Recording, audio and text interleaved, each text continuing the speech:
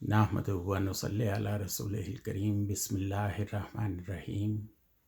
معزز خواتین و حضرات، ارشد نعیم خان ایک انتہائی نازک اور حساس موضوع یعنی پاکستان میں صحافت، صحافی اور صحافتی اقدار کے ساتھ حاضر خدمت ہے۔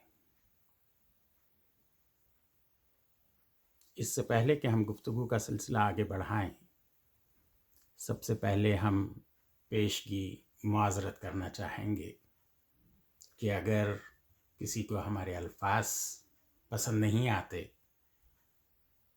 تو وہ بے شک ہمارا یہ پیغام نہ سنیں، بلکہ ہم انتباہ کرتے ہیں، تنبیہ کرتے ہیں، خبردار کرتے ہیں کہ چونکہ ہم اس وقت انتہائی سخت اشتعال میں ہیں، مشتعل ہیں، غصے میں ہیں، اس لیے آگے جا کر یہ گفتگو کیا رخ اختیار کرے گی ہمیں اس کا بخوبی اندازہ ہے۔ اس لیے جو عمران خان کی زبان میں نفیس، مہذب، شائستہ اور اخلاقیات کا درس دینے والے لوگ ہیں، بالخصوص خواتین، بچے، بزرگ اور نازک دل، نازک اندام مرد حضرات ہماری اس گفتگو کو قطعی نہ سنیں۔ اگر سنتے ہیں تو وہ اس کے خود ذمہ دار ہوں گے۔ معزز خواتین و حضرات، یہاں ہم یہ بھی چاہیں گے کہ پہلے اپنا تعارف کروا دیں۔ جو لوگ ہمیں جانتے ہیں وہ تو جانتے ہی ہیں، اور الحمدللہ پاکستان کے صحافتی حلقوں میں اور پڑھے لکھے حلقوں میں اور عوامی حلقوں میں، سیاسی حلقوں میں ایک بڑا طبقہ ہے جو ہمیں ذاتی طور پر جانتا ہے۔ قانون نافذ کرنے والے اداروں میں، قانون کا تحفظ کرنے والے وکلاء حضرات میں، عدالتوں میں بیشتر افراد ہم سے آگاہ اور واقف ہیں، مگر جو لوگ ہمیں نہیں جانتے ان کے لیے تعارف اس لیے ضروری ہے کہ انہیں یہ پتہ چل جائے کہ کوئی لا علم آدمی یا شعبے سے غیر متعلق آدمی صحافت پر بات کر رہا ہے۔ معزز خواتین و حضرات، ہم نے اپنی صحافتی پیشہ ورانہ زندگی کا آغاز 1980 میں فضل کریم صاحب مرحوم کی مہربانی سے ان کے ادارے PPI، جو پاکستان کا واحد خبر رساں ادارہ تھا، پاکستان پریس انٹرنیشنل، اس کے لیے حیدرآباد سندھ کی نمائندگی سے شروع کیا۔ 1984 میں ہم نے جامعہ سندھ سے صحافت میں ماسٹرز کیا، اور شکر الحمدللہ رب العالمین ہماری پوری جامعہ میں 1984 میں شعبہ صحافت میں پہلی پوزیشن رہی۔ ہم نے میر خلیل الرحمن کے ساتھ 1 ماہ جنگ کراچی میں سب ایڈیٹر کی خدمات انجام دی۔ ہم نے وفاقی وزیر قاضی عابد کے عبرت گروپ آف نیوز پیپرز، جو آج کل کشش TV بھی چلا رہے ہیں، 1985 میں ان کے خاندان نے روزنامہ سفیر کا آغاز کیا حیدرآباد سے۔ اس کے بانی ارکان اور سب ایڈیٹرز میں شامل تھے۔ ہماری ایک شعری مجموعے سمیت میئرشپ کے زمانے کی دور نظامت کی یادداشتوں پر مشتمل ایک کتاب، اور اخبارات میں چھپنے والے ہمارے سیاسی مضامین کا ایک مجموعہ، 3 کتابیں اب تک شائع ہو چکی ہیں۔ ہم حیدرآباد، کراچی اور اسلام آباد کے صداکاری کے مراکز یعنی ریڈیو پاکستان کے اسٹیشن سے متعلق رہے ہیں. پاکستان براڈ کاسٹنگ کارپوریشن کی باقاعدہ ملازمت کی ہے اور اسلام آباد میں تعیناتی رہی ہے. آغا ناصر مرحوم صاحب کے زمانے میں ہمیں طلباء و طالبات کا ایک پروگرام میزبانی کرنے کے لیے دیا گیا تھا. ایک 6 ماہی کا کانٹریکٹ ہمارا سائن ہوا تھا، لیکن ہمارا آبودانہ کینیڈا میں تھا، اس لیے ہم ان ریکارڈنگز کو شروع نہ کر پائے. اس وقت ہم کینیڈا کے صوبے کیبیک اور کیبیک کے شہر مونٹریال میں مقیم اور موجود ہیں. پاکستانی شہری ہونے کے ساتھ ساتھ کینیڈا کے شہری بھی ہیں. اور چونکہ عدالتوں پر بھی بحث ہوگی، بات ہوگی، اس لیے یہ بھی بتا دیں کہ حیدرآباد ڈسٹرکٹ بار کے ذریعے ہم سندھ ہائی کورٹ بار کے تاحیات رکن بھی ہیں. 1987 میں جناح لا کالج حیدرآباد سے LLB کرنے کے بعد وکالت کے پیشے سے بھی منسلک ہیں. عملی سیاست سے بھی وابستہ ہیں. اور یہاں آج کی جانے والی ساری گفتگو ہماری اپنی، صرف اور صرف ہماری اپنی ذاتی رائے ہے. اس میں ہم اپنے قائدین اور اپنے ساتھیوں سے بھی پیش کی معذرت چاہیں گے اگر انہیں ہماری کسی بھی بات سے جواب دہی کرنا پڑے. معزز خواتین و حضرات، ہماری آج کی گفتگو کا محرک وزیر اعظم عمران خان کی چندہ جمع کرنے کی مہم احساس ٹیلی تھون میں مولانا طارق جمیل صاحب کی گئی گفتگو اور ان کی دعا کے حوالے سے ہے. پورے پاکستانی میڈیا میں ایک طوفان اٹھ کھڑا ہوا ہے.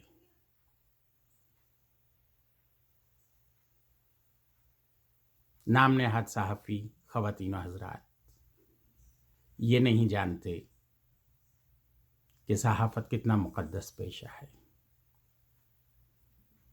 صحافت اور صحافی لفظ صحیفہ سے نکلا ہے، اور صحیفہ میری یا آپ کی کتب کو نہیں کہا جاتا، بلکہ جو الہامی کتابیں ہیں، جو اللہ تعالیٰ کی طرف سے نازل کی گئی کتابیں ہیں، زبور، تورات، انجیل، قرآن مجید، فرقان حمید، اور ان کے علاوہ حضرت ابراہیم علیہ السلام اور دوسرے انبیاء اور رسول پر نازل کیے گئے دیگر کئی صحیفے ہیں.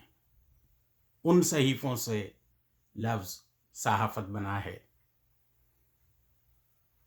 اور اسی لیے قلم کی بے انتہا حرمت بیان کی گئی ہے. معزز خواتین و حضرات، پیمرا میں بیٹھے ہوئے یہ دلال اس بات کے ذمہ دار ہیں کہ کیسے پاکستانی میڈیا میں اکا دکا معدود چند 2-3 افراد جنہیں ہم ذاتی طور پر جانتے ہیں، وہ صحافت یا ابلاغ عامہ کی اسناد رکھتے ہیں، لیکن وہ بڑے بڑے مفکر، بڑے بڑے فلاسفر اور بڑے بڑے عالم بن کر پاکستانی میڈیا پر بیٹھے ہیں اور عوام کو یرغمال بنائے ہوئے ہیں. پیمرا کیوں یہ بات لازم نہیں کرتا؟ جب Balochistan university, Sindh university, Punjab university, Quaid Azam university, Karachi university اور دیگر جامعات ہزاروں طلباء ہر سال فارغ کر کے ابلاغ عامہ کے شعبوں سے اور صحافت کے شعبوں سے میدان عمل میں چھوڑتی ہے، تو پیمرا یہ کیوں لازم نہیں کرتا؟ وہ لوگ مجبور ہیں ٹیکسیاں اور اوبر کرنے پر، سبزیوں کے اور چھولوں کے ٹھیلے لگانے پر، رکشے اور ٹیکسیاں چلانے پر. اور یہ جاہل جھپٹ حامد میر جیسے غداران قوم، عبد المالک جیسے وطن دشمن اور منصور علی خان جیسے اسلام دشمن لوگ بڑے بڑے جید صحافی بن کر بیٹھے ہیں. ان رزیلوں، ان حرام الدہر، ان خنزیروں، ان رنڈی کے بچوں، ان ولد الحرام نام نہاد صحافیوں کو کیوں کام کرنے کی اجازت دی ہوئی ہے؟ ایک ایک پروگرام کے 5-5 10-10 لاکھ روپے لیتے ہیں.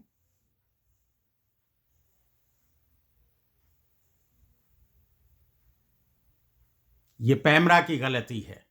پیمرا میں جو دلال، جو بھڑوے بیٹھے ہیں، یہ ان کی غلطی ہے. کسی چیز کو تم نافذ نہیں کر سکتے.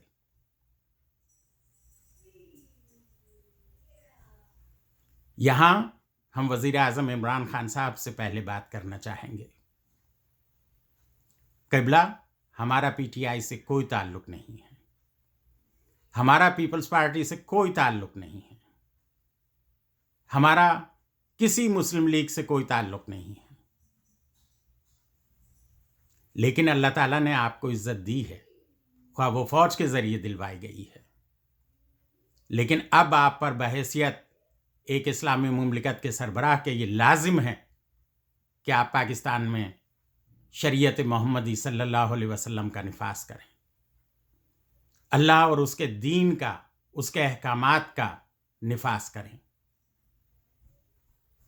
آپ کو اندازہ نہیں ہے، بشمول پیپلز پارٹی اور مسلم لیگ نون، جو آپ کے ازلی اور پیدائشی دشمن ہیں، بیرون ملک مقیم، ان کے اپنے کارکنان آپ کو پاکستان کی اور اسلام کی حمایت میں کتنا سپورٹ کرتے ہیں، آپ کو اندازہ نہیں ہے.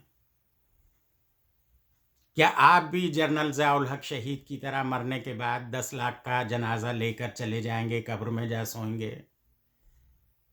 آپ کیوں اس بات کا ادراک نہیں کر رہے کہ ملک کی اکثریت، عوام کی تائید، حمایت آپ کے ساتھ ہے؟ کیوں ان ٹٹ پونجیے، ان چھٹ بھائیوں سے جو آپ کے پاسنگ نہیں ہیں، یہ نام نہاد رنڈی بھڑوے سیاستدان، کیوں ان سے آپ بلیک میل ہو رہے ہیں؟ کیوں اپنے فرائض کی انجام دہی میں ناکام ہیں؟ کس بات کا خوف ہے؟ اور اگر خوف ہے تو اللہ کے واسطے یا تو اپنے عہدے سے دستبردار ہو جائیے، یا پھر اس دنیا میں ذلت اٹھانے کے لیے اور آخرت میں اللہ تعالیٰ کی طرف سے ذلت اٹھانے کے لیے تیار رہیے، چونکہ آپ کا انجام پھر اس کے سوا اور کچھ بھی نہیں. یہ حامد میر، اس کا باپ وارث میر، اس کا بھائی عامر میر، اس کی بہن ہما میر، اس کا بیٹا عرفات میر، یہ عبد المالک، یہ منصور علی خان، یہ کاشف عباسی، اور اس طرح کے منافقین اور دجالی، ان کی پیشانیوں پر دجال لکھا ہے جسے یہ لوگ نہیں دیکھ سکتے. جب مولانا طارق جمیل صاحب گفتگو فرما رہے تھے، یقیناً ان کنجروں کے، ان بےغیرتوں کے، ان رنڈی بھڑووں کے سینوں پر سانپ لوٹ رہے تھے اور ان کے چوتڑوں میں انگارے بھرے ہوئے تھے.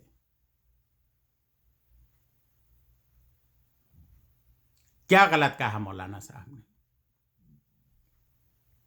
کون سی ایسی شرعی اور دینی برائی جس سے قرآن اور سنت نے منع کیا ہے وہ پاکستان میں نہیں ہو رہی؟ کوئی ایک شخص اٹھ کر بتائے کہ صاحب یہ برائی ہم میں نہیں پائی جاتی. من حیث القوم، اکثریت کی بنیاد پر رائے قائم کی جاتی ہے نا. صحافی ہوں، ڈاکٹرز ہوں، وکیل ہوں، اور سیاستدان ہوں، اور دوسرے لوگ ہوں. 100% تو کوئی برا نہیں ہے، کوئی طبقہ برا نہیں ہے، لیکن ہاں 99.99% ہم سب برے ہیں، برے ہیں، برے ہیں. کیا سود کو اللہ تعالیٰ نے اللہ سے اور رسول صلی اللہ علیہ وسلم سے جنگ کرنا قرار نہیں دیا؟ کیا پاکستان میں سود عام نہیں ہے؟ کیا پاکستان میں قہوہ خانے نہیں کھلے ہوئے؟ جسم فروشی نہیں ہو رہی؟ کیا اقلام بازی نہیں ہو رہی پاکستان میں؟ کیا اشیاء خورد و نوش میں ملاوٹ نہیں ہو رہی؟ کیا ہم جھوٹ نہیں بولتے؟ کیا ہم اللہ کے دین کے احکامات پر قائم ہیں؟ کیا ہم زکوٰۃ دیتے ہیں؟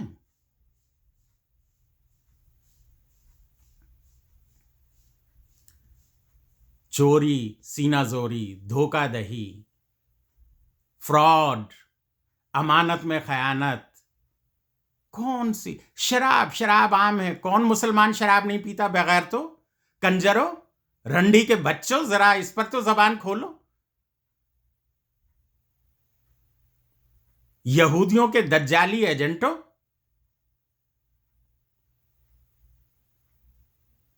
बातें करते हो जिन तालिबान और जिन मुजाहिदीन के लिए मशहूर है कि वो लोगों के सर काट के उससे फुटबॉल खेलते हैं, वो अगर गोलियां मारने आते हैं तो एक मलाला कुतिया बच जाती है और एक ये हामिद मीर खंजीर जो मीर जाफर और मीर सादिक का तसलसल है, ये हरामी बच जाता है। जरा सोचिए इनकी साजिश।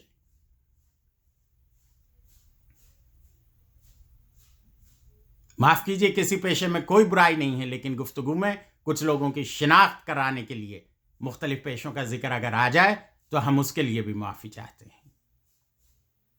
ये घसियारे जिनके आबा व अजदाद अंग्रेजों के कुत्ते नहलाते थे या गाय का गोबर जमा करके खवातीन इनके उपले थापती थी और वो घरों में बेच के इनके चूल्हे जला करते थे, ये आज बड़े बड़े फिलॉसफर बने बैठे जिन्होंने किसी सहाफती मदरसे या स्कूल की शक्ल नहीं देखी। और माफ कीजिए, इसकी जिम्मेदार अदालतें भी हैं।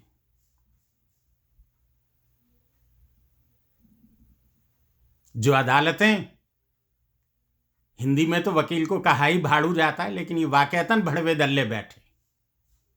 ये जजेस, ये मुंसफीन, ये वकला, बड़े बड़े जय्यद वकला शाहरुख खान की तरह बाल पेशानी पे डाल के आते हैं। ये काना दज्जाल जो वकला तहरीक चला रहा था, चौधरी इफ्तिखार, इन भड़वे दल्लों को अदालत का पास नहीं है। जो मीजान इनके हाथ में अल्लाह ने दिया है उसका पास नहीं है। ये नैब के भड़वे 1000 अरब की चोरी में रियाज मलिक से 2 अरब लेकर छोड़ देते हैं बगैर। तो ये इस्लाम का निफाज है, ये इस्लाम का कानून है। क्या है ये प्ली बार्गिन? रियाज मलिक तुम्हारी मां पे चढ़ जाए, तुम्हारी बहनों पे चढ़ जाए और तुम उससे 1 अरब रुपया लेकर छोड़ दो, ये है इस्लाम का कानून? ये तुम्हारा इंसाफ है? रंडी के बच्चों, आज जब घरों पर जाओ तो अपने गरीबानों में झांकना और देखना कि तुम्हें नींद आती है या नहीं आती। और हमारी इस गुफ्तगू के बाद अगर सुप्रीम कोर्ट, अदालत आलिया, अदालत उज़्मा, ये रक्कासा आलिया और ये रक्कासा उज़्मा हैं, इन्हें अगर हमारी खतना करना हो, जाओ, हमने बताया है, अपने तारुफ में बताया कि हमारा ताहयात रुकनियत है सिंध हाई कोर्ट बार की। अगर हमारी खतना करना हो, लाइसेंस मनसूख कर देना, हमें परवाह नहीं है।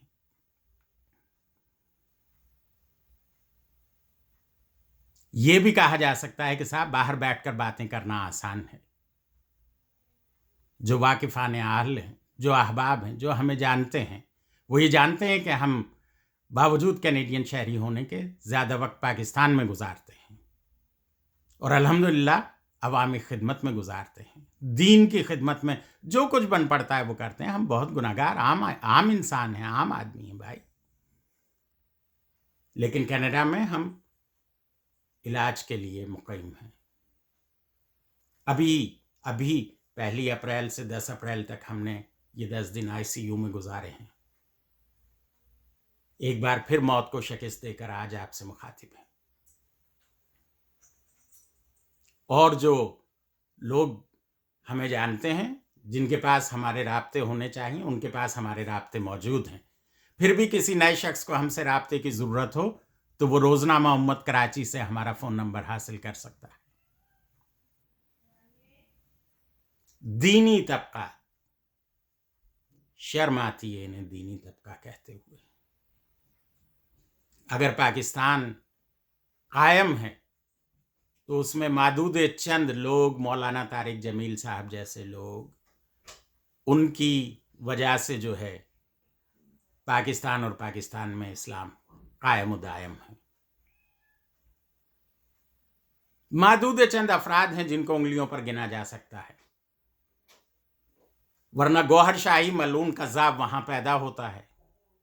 वहाँ यूसुफ कज़्ज़ाब मलून मरदूद पाकिस्तान में पैदा होता है।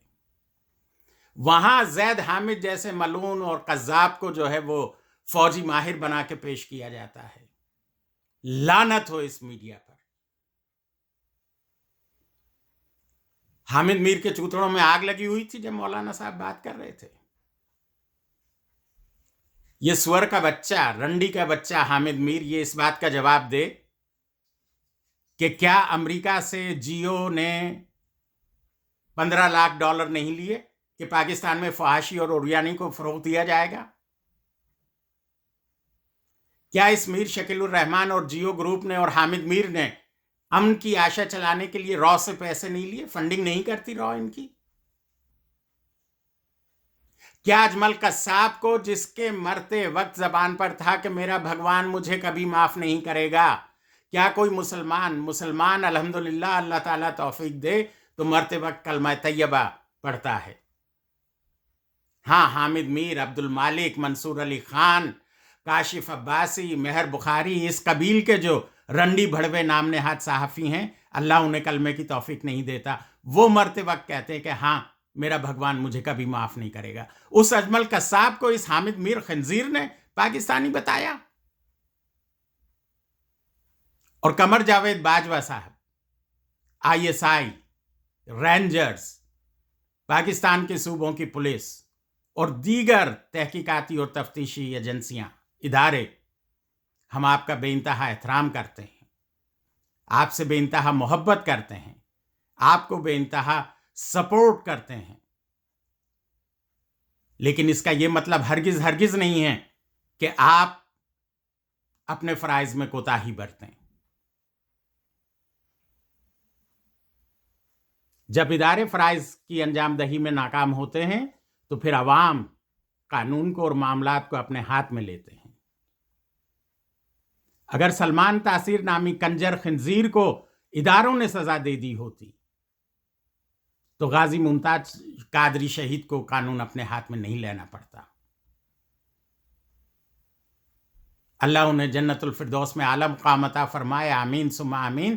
جب ذکر غازی ممتاز قادری شہید کا آ ہی گیا ہے تو پھر بات کرتے ہیں دینی طبقے کی. پاکستان کا نام نہاد دینی طبقہ مولانا فضل الرحمان اس کی نمائندگی کرتے ہیں. رنڈی باز مولوی مفتی عبد القوی اس کی نمائندگی کرتا ہے. یہ شراب کے نشے میں دھوت الٹیاں کرتا پایا گیا وہ مولوی اسلام کی نمائندگی کرتا ہے. یا یہ جماعت اسلامی کا ملا سراج الحق جو ہائی اسکول کی ایک تقریب میں مہمان خصوصی تھا اور 16-17 سال کی ہائی اسکول کی 10ویں جماعت کی طالبات اس کے سامنے اسٹیج پر رقص کنا تھیں اور یہ وہاں بیٹھا مجرا دیکھ رہا تھا. یہ نمائندگی کرتا ہے اسلام کی.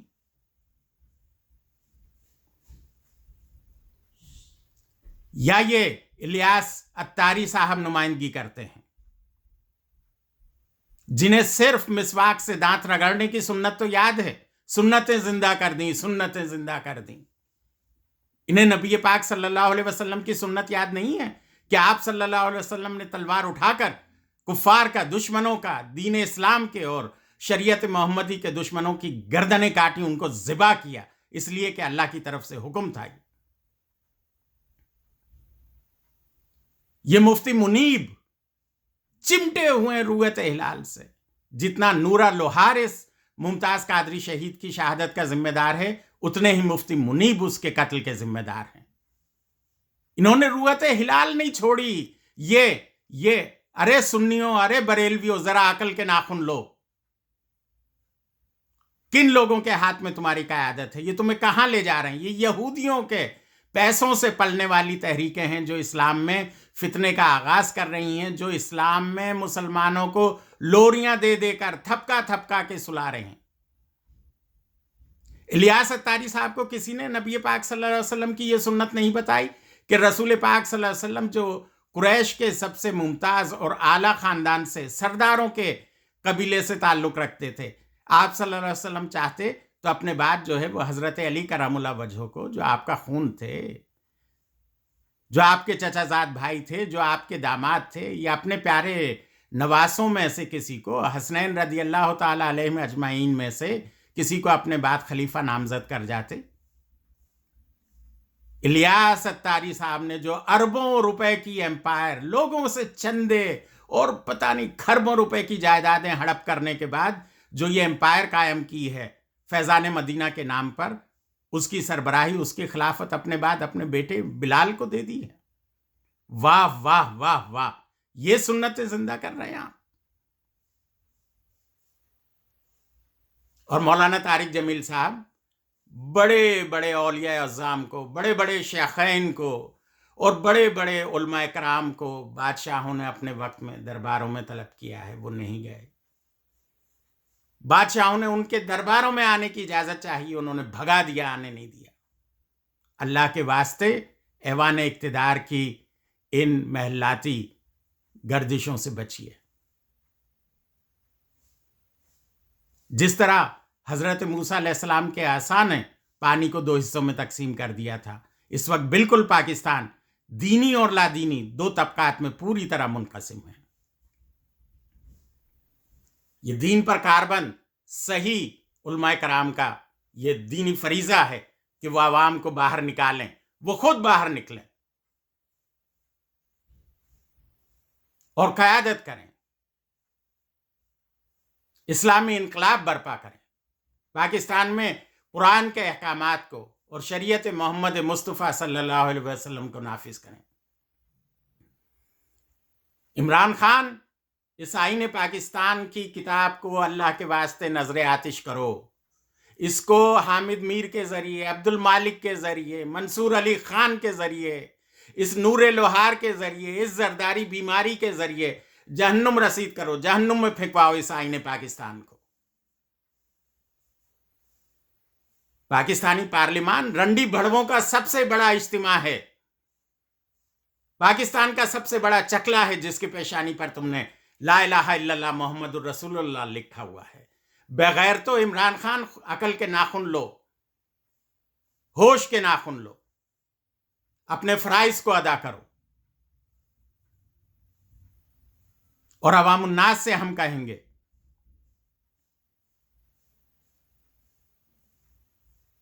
کہ آپ کو برا ماننے کی ضرورت نہیں ہے۔ اگر آپ کے دل میں ذرا سی بھی دین کی اہمیت ہے،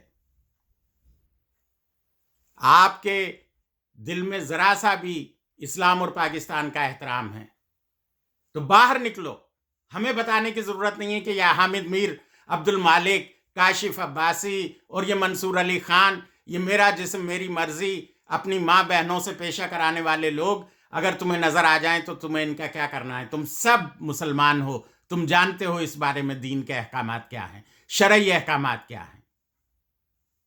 ہم نہیں کہتے کہ ان کی گردنیں اڑا دو، ہم نہیں کہتے کہ ان کی جو ہے وہ املاک کو اور ان کے گھروں کو آگ لگا دو۔ تم جانتے ہو، تمہیں معلوم ہے کیا کرنا ہے۔ اور ISI اور قمر جاوید باجوہ، تمہیں معلوم ہے کیا کرنا ہے۔ یہ خنزیر کی اولاد، یہ رنڈی کا بچہ، یہ وارث میت کا تخم حرام، یہ فرینڈز آف فریڈم فائٹرز کا ایوارڈ لے کر نہیں آیا بنگلہ دیش سے، یہ حامد میر کا بچہ۔ تم لوگ کس چیز کا انتظار کر رہے ہو؟ ان غداروں کو کیوں چھوٹ دی ہوئی ہے؟ کیا تم پاکستان کو دنیا کے نقشے سے مٹانا چاہتے ہو؟ کیا تم ان کے اعلی کار بنے ہوئے ہو؟ ان یہودیوں، ہنود، نصارہ، ان دجالی طاقتوں میں تم بھی شامل ہو؟